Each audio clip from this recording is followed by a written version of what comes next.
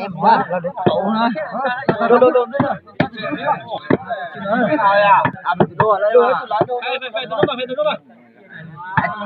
aku di kay kita tanah dah. Mahal ni, sudah pernah. Khai ở chết là bây giờ chị khai à? Nhà một lúc kia. Bây giờ chị khai đâu bây giờ đeo này. Ai nó làm gì khai vậy chứ cả? Ủa bể ta? Thôi mà phòng đây á. Bể ta sao? Bể ta sao? Bể ta ơi. Bể ta ơi.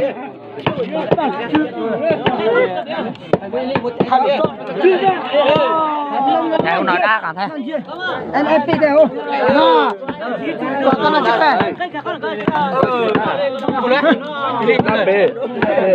Theo con nói đã cả này. Nó không à? Cái này nó. Đây đi. Đây đi. Đây. Đây. Cho cứng đỏ nó chỉ cần đá đây. Xì chưa biết nào mẹ.